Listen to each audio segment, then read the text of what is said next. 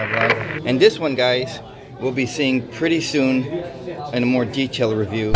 What's up, guys? It's your boy Rich here. Melbourne Watch Company just keeps getting better and better with their new watches. So let's go take a look at their new Sorrento with their still brand new packaging on it. Let's go unwrap this and take a closer look. Let's go. And here is Melbourne Watch Company's newest iteration of its Sorrento.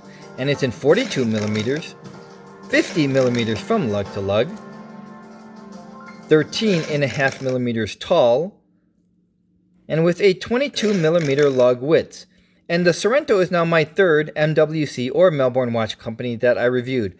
My very first one was their Portsea triple calendar, which I adore, and it gets plenty of wrist time. And then more recently is their Avalon with a really cool shuriken pattern dial, giving it a nice, unique, sporty look.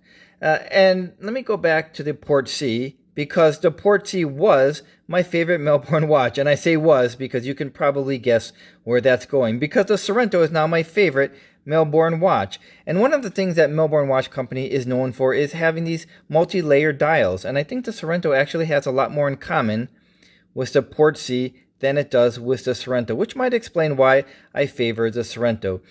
They both have the use of the ceramic on the dial, basically right underneath where the chapter ring is and where the center portion of the dial is. Basically where the indices are, that's the ceramic portion. And then the center where the bars are, and it says Melbourne Watch Company. This is Portsea, and this says Sorrento. Also are very similar in their looks. And one other thing that Melbourne Watch Company shares in common is their signature counterbalance M on a second hand. And I've been showing a lot of love to the Portsea, so let me show you that on their Avalon. You can see the M right there.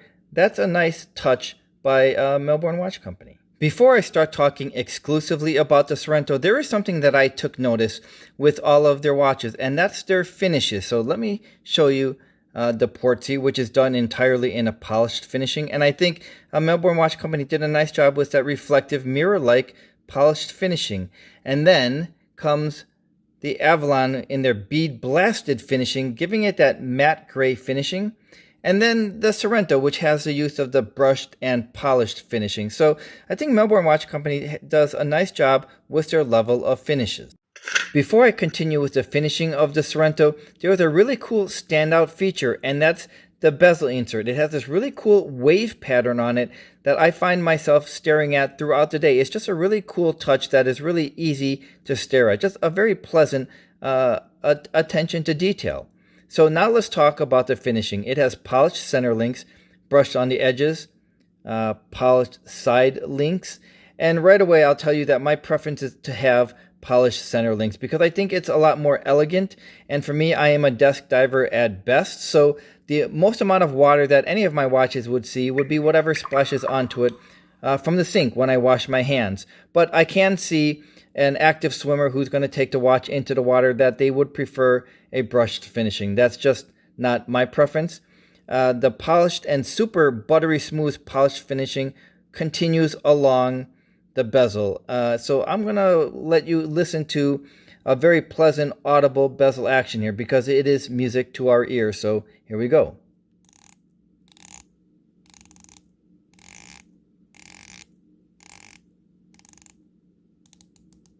Really nice, really just it's quite beautiful sounding. But more importantly, this is a really well engineered bezel because you can see here there is no or next to no play at all. This is just a really well engineered, very well executed bezel. So I'm going to put it into its final position here.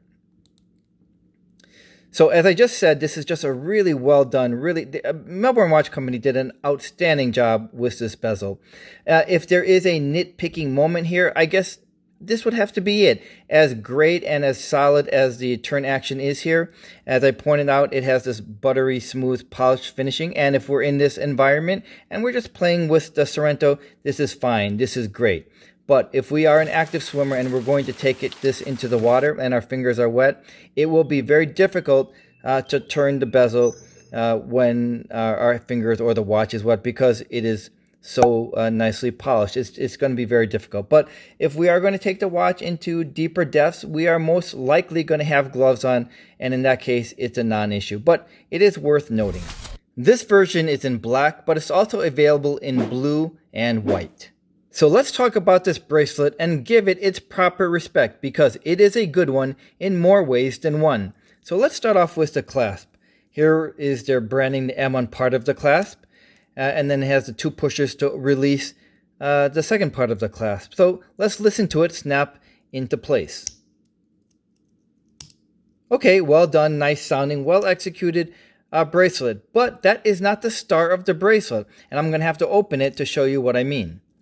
The star of the bracelet has to be the quick release system right here, and I haven't seen that on a bracelet. I've seen that used more and more commonly on straps, rubber and leather, but not on a bracelet, which means we don't need any tools to swap out the bracelet for rubber or leather or vice versa. We simply have to release these pins, and it makes changing out the bracelet to a strap a breeze. So kudos to Melbourne Watch Company for engineering the quick release system on a bracelet. And now let's look at the solid case back here, which is of a really cool vintage diver's helmet, and it is nicely deeply engraved here, which makes it easy to see and feel. And that is worth noting because when I reviewed the Portsea, I also like the case back. However, this is on the shallow end. It's harder to see and it's not easy to feel if we want to rub our finger across it. So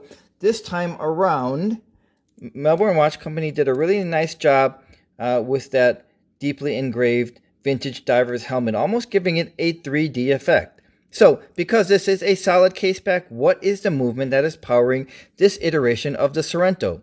Well, they used the Swiss Solita SW200 automatic movement, and I believe the first iteration of the Sorrento used a Miyota 9015 automatic movement, which is a very solid movement, but I also realize that for a lot of us, having a Swiss movement in there is important. So for those of us who having a Swiss movement is important to, this time around, the Sorrento gives us that Swiss automatic movement. The retail price of the Sorrento is $950, which also makes it the most expensive Melbourne watch.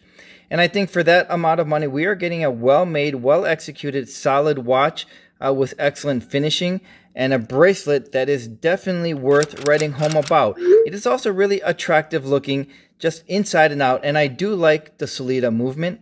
But I also realize that at $950, our choices are wide open. So if we're looking for a dive watch that is not an homage to any other dive watch and has its own unique look with its own characteristics and does not look like another Rolex Submariner, then I think the Sorrento is a viable option for those of us who are looking for a diver's watch. Thanks for joining me, and I'll see you the next time. Melbourne Watch Company's